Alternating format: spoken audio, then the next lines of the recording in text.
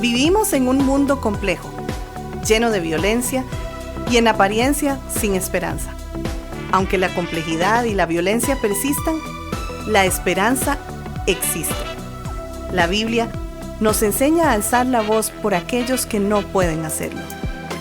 Entonces, ¿por qué no levantar la voz del Señor por quienes sabemos que están sufriendo? Conversemos.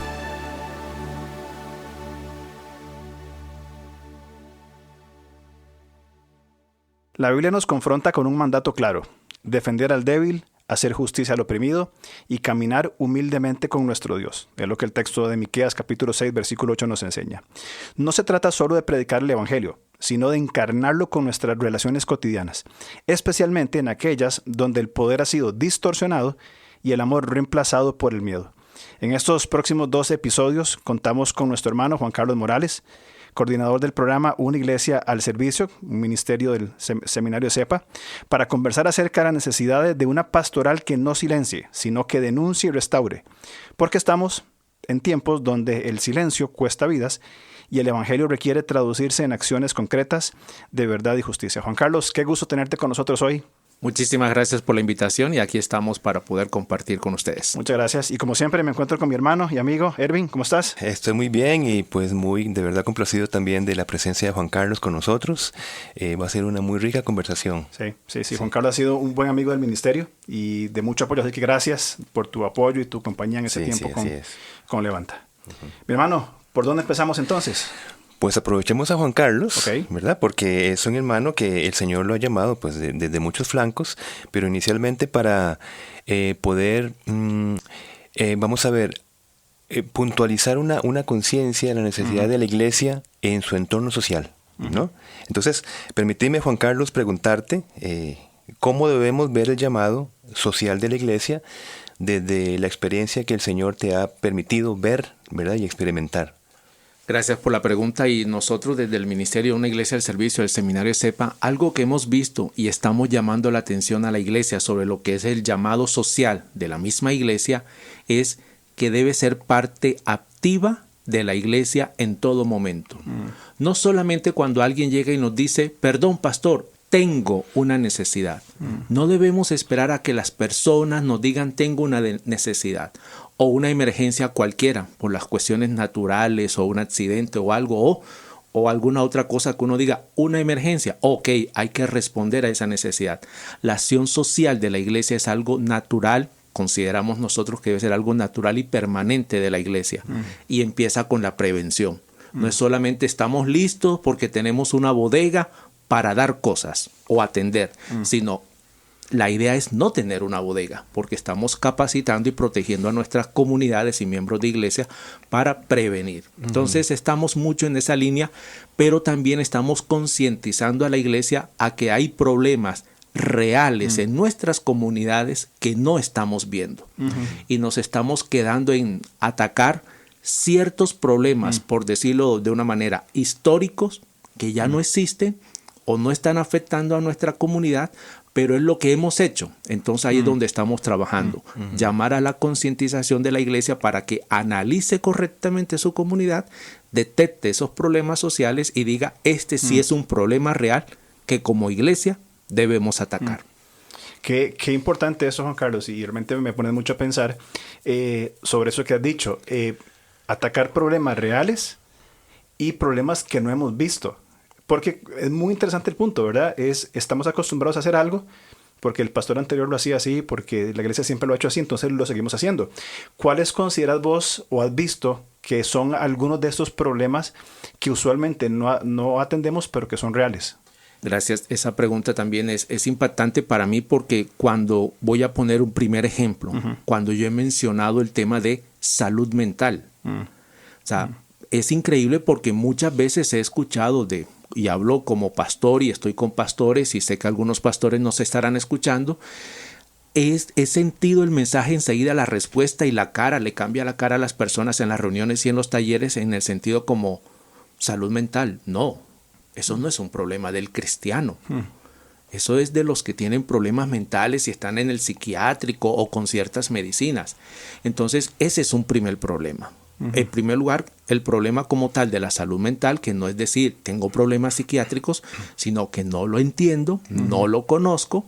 Y en segundo lugar, está atacando todos los grupos etarios de nuestra sociedad. No es solamente un adulto que se metió en ciertas cosas, sino niños, adultos, jóvenes, todos en general.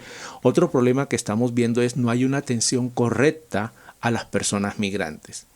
Estamos hablando del migrante en el caso de nosotros como Costa Rica, que somos como puente de los que vienen del sur hacia el norte, o ahora que hay la migración inversa del norte hacia el sur, es como llevemos y regalemos, pero no estamos tratando a esas personas con el duelo que están viviendo de la pérdida de la patria, de la pérdida de todo, o de, como ellos dicen, vivimos el día a día. Si tú me das una moneda, ¿cómo hoy?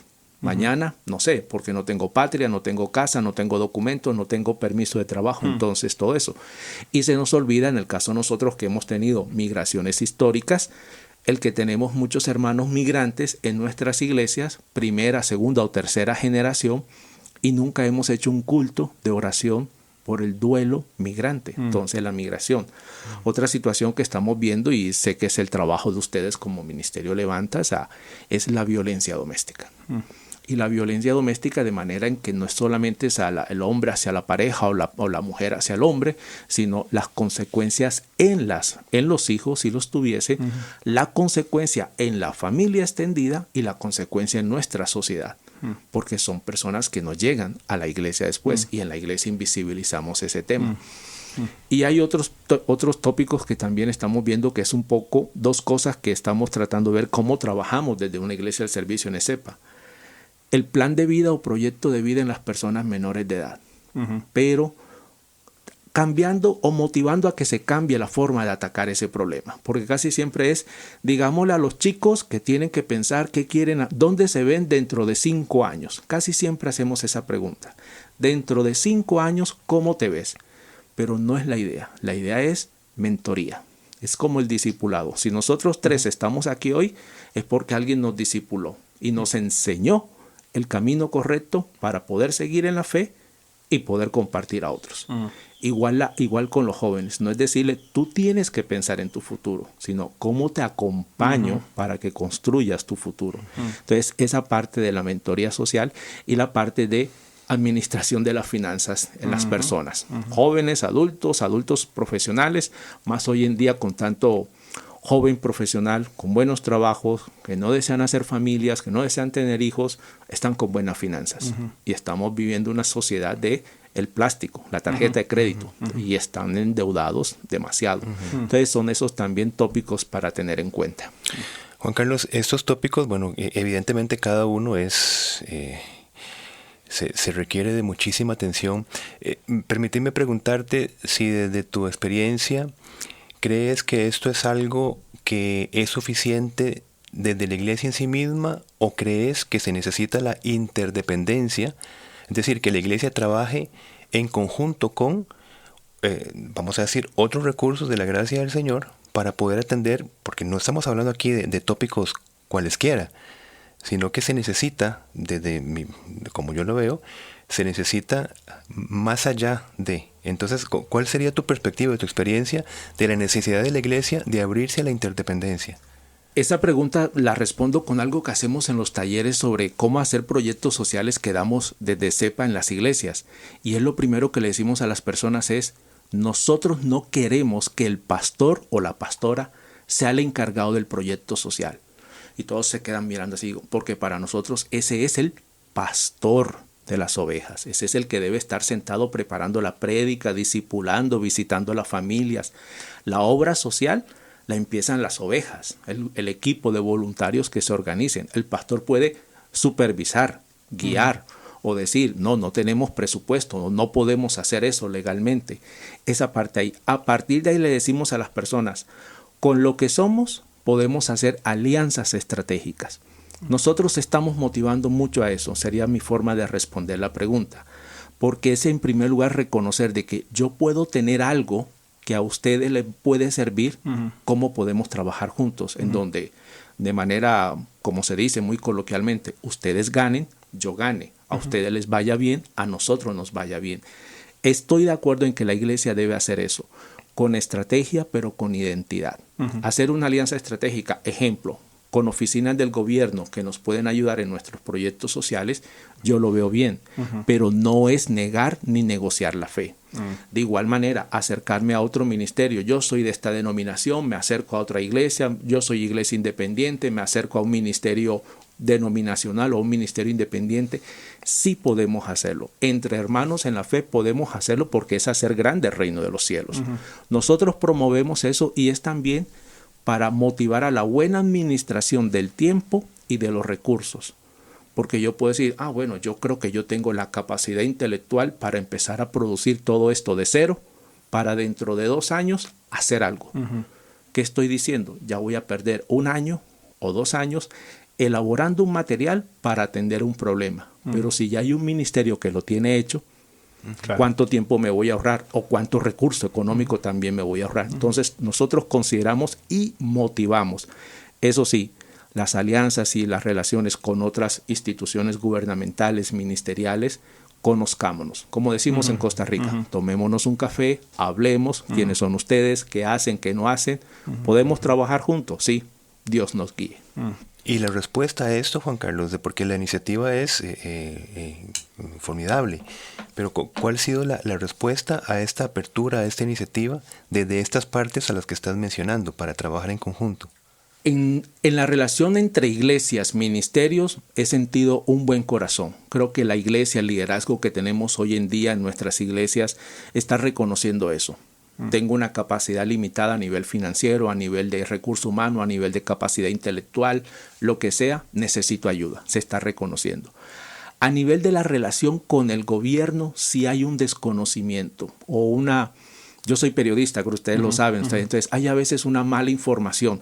Tal oficina del gobierno quiere dañarla a la iglesia. Entonces, nos quedamos con esa idea.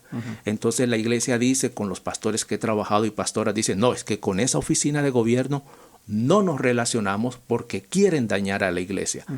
Y cuando yo les pregunto, ¿dónde está esa información? ¿Quién dijo eso? No, me comentaron. Lo vi en un meme, lo vi en un WhatsApp, lo vi en un Facebook, lo vi en la imagen de tal hermano y yo creo lo que ese hermano dice. Entonces estamos sufriendo eso. Hay una mala información sobre qué hace, qué no hacen las oficinas de gobierno y hay un miedo entonces a trabajar con ellos. Y ahí sí quisiera con mucho cuidado sí decir de que también va de la parte de como iglesia relacionarnos con gobierno o con ciertas empresas privadas que nos pueden apoyar cierta labor social. Ellos nos van a exigir cierto orden a nosotros primero. Entonces, lamentablemente, todavía nos encontramos con algunas iglesias que están con cierto desorden administrativo, digámoslo de esa manera, que no les permite relacionarse con el gobierno. Entonces, ahí dicen como, no nos quieren apoyar, pero cuando uno les dice, es que hay orden, bueno, entonces mejor no. Siguiendo en la línea de lo que Erwin preguntaba sobre cómo está respondiendo la iglesia, quisiera pasar a un asunto de la responsabilidad que tiene la iglesia. En nuestro campo, que es la violencia doméstica, surge esta pregunta, ¿verdad? Y la hemos conversado mucho, quizá fuera de micrófonos. ¿Qué responsabilidad tiene la iglesia local en nuestro interés en asuntos de violencia doméstica? O cuando hay otros asuntos, esos problemas que no se ven, ¿qué responsabilidad tiene la iglesia cuando hay evidencia de violencia doméstica, cuando hay un contexto notorio, por ejemplo, de migración, cuando hay un desconocimiento de salud mental, por ejemplo? ¿Qué responsabilidad cree que tiene la iglesia y, por supuesto, sus propios miembros? Yo diría en que tiene una responsabilidad al 100% de poder atender, dar solución, dar acompañamiento, respuesta a esos problemas mencionados ahora o a cualquier otros. Sí, reconociendo la capacidad que puede hacer y todo eso, lo que estamos mencionando antes. Pero la iglesia debe responder. O sea, ahí es donde entra la parte también de nosotros como iglesias estamos cometiendo el error de convertirnos en hacer lo mismo siempre.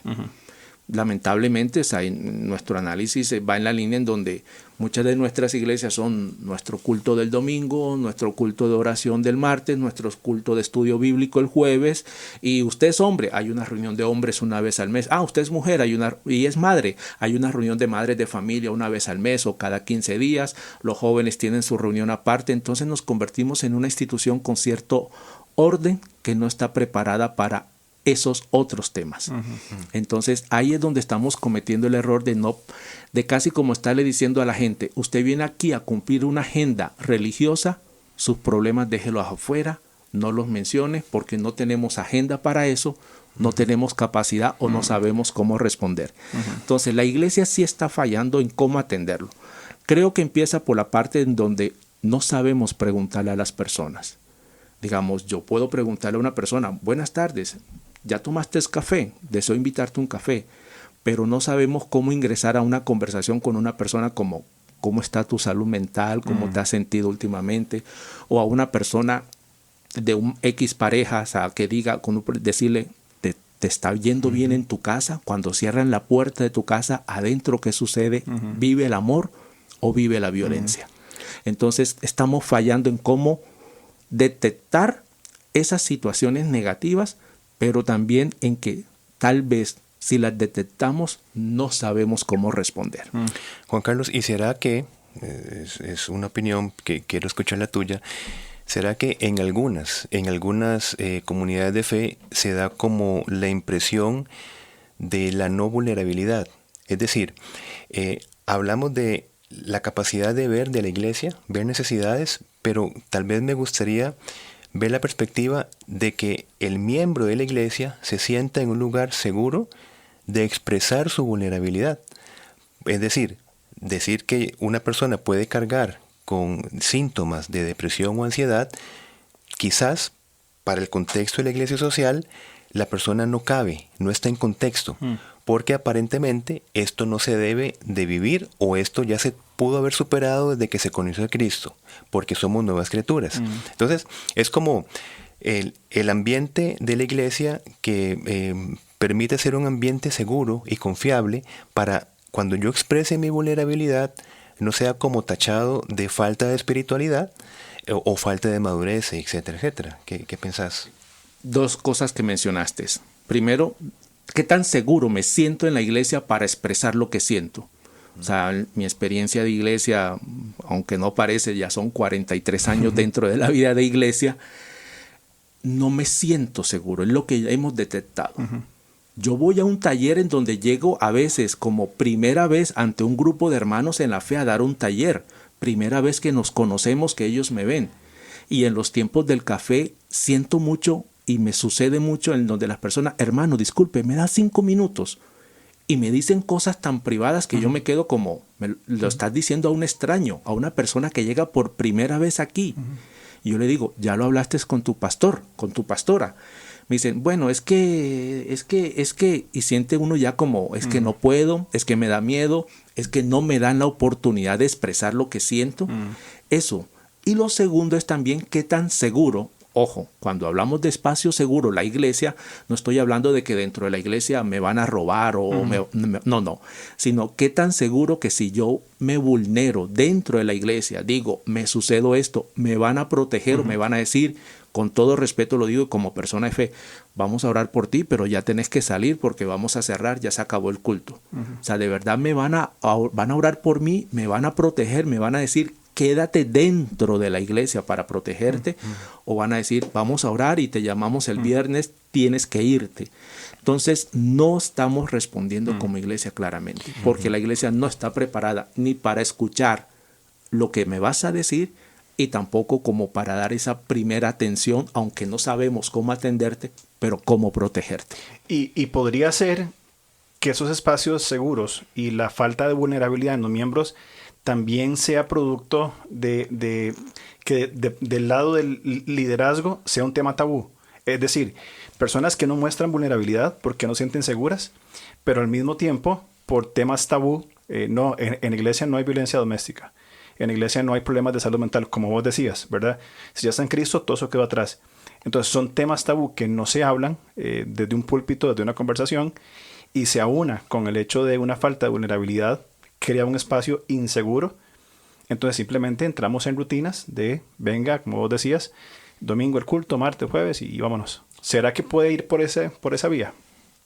Estoy totalmente de acuerdo con tu comentario, o sea, porque voy a poner un ejemplo vivencial de hace 15 días. Estaba fuera del área de San José, hacia la zona de la costa, dando un taller 90 personas representantes de 8 iglesias y habían más o menos unos 20 y algo de pastores y pastoras. Y mencioné la situación de la problemática de la violencia doméstica. Y como dice uno, fue ver cómo le cambió la expresión de la cara a casi a todo el mundo. Entonces es donde uno dice, o sea, por decir así, o sea, si yo cuento un chiste, todos nos vamos a reír y vamos a tener una sonrisa. ¡Ah, qué bueno, qué chiste! Me dio gracia, me dio risa, me alegró el momento. Pero si yo cuento una noticia triste, o sea, nos vamos a poner triste. Pero si yo hablo de un problema, no esperaría como que uno se quede pensando, no de que te cambie la cara, la expresión como estás hablando conmigo o yo no quiero escuchar eso. Y uno dice como, ¿por qué esa sensación? Y escuchar después que en ese mismo taller varias personas se me acercaron y ojo, con mucho cuidado y me decían, hermano, ¿puedo decir algo al oído cerca aquí, con permiso? Digo, sí, dime. Gracias por mencionar ese tema. Aquí hay más de uno que en su hogar hacen violencia doméstica y después van a predicar. Entonces ahí es donde uno se queda como, Dios mío, o sea, un tema tan horrible, voy a usar esa expresión, corríjame si está mal, hablar de violencia doméstica, ¿cómo es posible que en ese lugar me estaban dando a entender aquí hay pastores que cometen violencia doméstica? Y de hecho, Juan Carlos, uno de nuestros, llamámoslo así, eslogan, ¿verdad?, es que la violencia se favorece desde la ignorancia y el secreto. Es decir, la violencia no tiene que tener el privilegio del secreto, porque lo que hace es que empieza a normalizarse, ¿verdad? Se empieza a acomodar donde no tiene acomodo en ningún tipo de relación, y entonces familias cargan como parte de sus valores, ¿verdad?, un trato violento, y como vos decís, un tema que no se tiene que exponer, ¿ves? Porque entonces, digamos, si se expone, sería como vergonzoso, digamos, no calza dentro de mi vivencia de la fe lo que yo estoy viviendo a escondidas. Entonces, se trata de vivir paradójicamente estos dos estados, ¿verdad? Y qué terrible es esto. Sí, y más que todo, me mencionaban en ese lugar que habían ahí algunas, lo digo con dolor en el corazón, que habían algunas hermanas, pastoras y líderes de iglesia que eran las encargadas del ministerio de mujeres. Y que lo horrible, lo voy a usar esa palabra, era que todas las miembros de los grupos de mujeres sabían que la líder, la pastora, sufre violencia doméstica. Pero es la persona que te está dando el consejo de cómo criar a tus hijos, cómo buscar a Dios como mujer, cómo tener tu relación de pareja, o si estás casada, o si vas a empezar una nueva relación, o cómo como madre venir a la iglesia con tu familia. Entonces, es un tema, y quiero decirlo con todo respeto y con mucho amor hacia ustedes, es un tema que yo doy gracias a Dios que ustedes están trabajando. Porque sí es un tema invisible dentro de la iglesia, es un tema en donde el liderazgo de la iglesia nos está diciendo, no sé para qué mencionas violencia doméstica si en la iglesia no sucede. O sea, se oculta o no se ha investigado, no se ha preguntado si eso sucede. Sí, exactamente. Yo me he preguntado si esta respuesta, porque, a ver, yo creo que todo eso tiene mucho que ver con el liderazgo. O sea, los líderes, vos y yo, Erwin, somos pues parte del liderazgo de nuestra iglesia y es nuestra responsabilidad crear espacios seguros y tenemos que tener la iniciativa de poner esos temas sobre la mesa, ¿verdad? Yo pienso, y no tengo una respuesta concreta más que ideas o conjeturas, pero ¿por qué será que se llega a ese punto? O sea, ¿por qué el liderazgo de la iglesia llega al punto de decir, estos temas metámoslos debajo de la alfombra? ¿Será porque no queremos aparentar una débil espiritualidad, un concepto erróneo de la vulnerabilidad, temor a perder una posición, temor a mayor cantidad de trabajo complejo? Me acuerdo, hace un par de años estuve en México y prediqué sobre violencia doméstica en una iglesia que tenía 3 cultos. Predicamos las 3 veces, llegamos a la casa del pastor y se sienta así y como que se desploma en la silla, dice, qué pereza, qué montón de trabajo tenemos, en un buen sentido, ¿verdad? Porque reconoció, estuvimos hablando después en la comida hasta tarde, y él reconoció y me alegró mucho, pero su primera impresión fue como, qué montón de trabajo viene. Pero el hecho es, se destapó algo que queremos hablar. Si me permite, yo quisiera hacer un comentario con base en eso, y es algo que estamos detectando ya. Represento el seminario SEPA, que es una escuela de estudios pastorales. Y algo que estamos detectando es, se está buscando ser líder, ser pastor, sin tener capacitación integral. Nosotros como Seminario SEPA, y con mucho cuidado y humildad lo quiero decir, ofrecemos una capacitación integral a los estudiantes. Y los confrontamos también con los temas sociales. Por ejemplo, hay un curso sobre discapacidad, que es interesante cómo los estudiantes dicen, no lo queremos llevar, pero no le dice, o sea, tienes que llevarlo. Entonces, nos estamos encontrando en nuestra labor a nivel país de que la gente no quiere, los que quieren ser pastores, líderes, no quieren una formación integral. Quieren es como, es que yo sé enseñar un pasaje de la Biblia. Uno dice, qué bueno, vas a enseñar un pasaje de la Biblia. Pero cuando uno les pregunta, los que están sentados en la iglesia ya fueron evangelizados, ¿sabes evangelizar? ¿Sabes confrontar a alguien para que reciba a Cristo como Señor y Salvador? Y la segunda pregunta que estamos haciendo, ¿sabes discipular? Nos estamos encontrando con iglesias en donde muchas ovejas de años no son cristianos. Son casi ovejas, pero no son ovejas, pero llevan años sentados en la iglesia. Y en segundo lugar, mucho liderazgo y mucho miembro de iglesia que no sabe qué es lo que estamos enseñando en la iglesia, porque nunca han tenido un discipulado integral. Y entonces eso no es culpa del que está sentado. Llega al que está adelante enseñando. Entonces nos estamos encontrando con mucho liderazgo que no está capacitado para trabajo integral, que es la labor de la iglesia. Y entonces temas como estos, violencia doméstica, el hambre, la migración, la falta de empleo, se le convierten en un caos o son como una respuesta muy sencilla que siempre damos. Vamos a orar por usted. Sí, y vos sabes que siguiendo en este comentario, opinaría, ¿verdad? No sé qué piensas al respecto, que necesitamos a la vez un evangelio integral, entender lo que Cristo hace en nuestra vida y la forma en que se hace. Me explico. Entendemos la justificación como un acto de salvación por medio de la fe. Listo, somos justificados en Cristo Jesús, pero tenemos que tomar en cuenta que la santificación es un proceso, no es un acto. Es decir, delante del Señor somos santos, pero estamos a la vez en un proceso de santificación. Quizás estaríamos confundiendo justificación con santificación. Es decir, como ya estoy justificado, todos mis asuntos pendientes, emocionales, ya también fueron transformados, como yo pasé de muerte a vida espiritual. ¿Ves? Porque en un evangelio integral va a decir el Señor Jesucristo en Lucas 4:18, me ha enviado a sanar a los quebrantados de corazón. Otra vez, dentro de la justificación no necesariamente viene una sanación de corazón inmediata. Tenemos que tener un proceso de sanación, en este caso emocional, y forma parte del evangelio, el proceso, no la inmediatez. Y uno de los pasajes en los Nuevos Testamentos, en el evangelio, que habla de yo soy el camino, la verdad y la vida. ¿Un camino para qué es? ¿Para verlo o para andarlo? Seguirlo. Hay que seguirlo.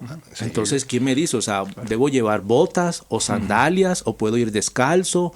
¿Cómo debo ir en ese camino? La verdad. ¿Cuál verdad? La verdad de todo. Con nuestro Dios, cuando estamos en la fe, no es verdad a medias. O sea, ya eso somos claros y es donde nos llama mucho. Y quiero hacer como un paréntesis, pero un comentario adicional, es donde hemos perdido esa parte de la radicalidad de la fe. Yo crecí con radicalidad de la fe. Soy cristiano y es sí o no, punto. Tu amigo del colegio está en pecado, está en drogas, está visitando prostitutas. Le hablas de Cristo y si no quiere cambiar, tenés que dejar a tu amigo. O sea, yo aprendí de esa manera. O sea, que hoy en día no lo estamos viendo en la radicalidad de la fe en todas las edades de la gente que tenemos en la iglesia. Y la vida. ¿Para qué quiero ser cristiano? ¿Para seguir la mala vida en la que estaba antes o para seguir la nueva vida que me ofrece nuestro Dios? Entonces es donde esa parte estamos sufriendo o perdiendo. La radicalidad de la fe, pero que el que se para en el púlpito debe enseñar con su testimonio y debe enseñar radicalidad en la fe. Qué bueno, para construir en eso que ustedes están diciendo, ahora mientras Erwin hablaba y vos contestabas, me vino a la mente Mateo 5:3, bienaventurados los pobres en espíritu, no los ya convertidos, transformados perfectamente, claro, impecables, sino aquellas personas que tienen esa habilidad de decir, reconozco mi pobreza en todo sentido, esa pobreza integral, espiritual, emocional, relacional. Entonces, reconociendo esa necesidad, creo que ese es el tipo del creyente. Señor, aquí estoy, con mis falencias, aquí estoy. Y de ellos ese era el reino de los cielos. Leí algo sobre eso que decía, algo así, lo parafraseo, que el reino de los cielos no vino primero ni a fariseos ni a saduceos, sino a los pobres, los ciegos, los heridos de corazón. Porque fueron los pobres que reconocieron su necesidad antes que los que pretendían tenerlo teniendo dolores que nunca mostraron. Exacto. Sí, y es la parte de qué tan segura es la iglesia para expresar lo que estoy sufriendo, no, que es un poco también cuando nosotros hablamos del llamado a la labor social de la iglesia. No es pensar enseguida, vamos a salvar a los pobres económicamente. No, a veces, y lo hemos dicho en un taller con personas, habían personas de una iglesia en una zona económica muy buena de acá de Costa Rica, que me decían, era como, hermanos, ¿sabes qué? Hablar de proyectos sociales para nosotros en nuestra iglesia se nos hace un caos. Me decía así, se nos hace un caos. O sea, con todo respeto y mucho cuidado lo decimos. Económicamente nuestra gente está bien, económicamente tenemos finanzas, económicamente el barrio es bonito, económicamente todo está bien. Y yo les decía, pero es que yo no estoy hablando de si la persona que usted va a ayudar tiene dinero o no tiene dinero. A eso no vino Cristo. Cristo vino a sanar, no a dar dinero. Entonces el proyecto social no es eso. Yo le decía a las personas, ¿qué tan seguro estás de que los que vienen económicamente bien a tu iglesia, emocionalmente están bien cuando regresan a su casa? Esa es la diferencia. Y de hecho vemos en la vida de Jesucristo patrones así, desde el joven rico. Y Jesucristo siempre daba y nos da el modelo de dar según la necesidad. Mi hermano, creo que es un tema muy bueno. ¿Qué te parece si invitamos a Juan Carlos la otra semana, si nos permite? Genial. Porque apenas estamos comenzando. Calentando motores apenas. Me parece muy bien, pero un tema muy importante, muy claro lo que estamos queriendo proponer y, por supuesto, podremos conversar la próxima semana. Te esperamos, Juan Carlos, entonces, la otra semana, si Dios lo permite. Claro que sí, muchísimas gracias y aquí estaremos para servirles. Muchas gracias, Juan Carlos. Vemos, mi hermano. Nos vemos, pues. Gracias por escucharnos. Estamos listos para seguir conversando a través de nuestras redes sociales. En Instagram, búsquenos como @levantacr. En Facebook, como LevantaCR. O contáctenos al correo alonso@levantacr.org.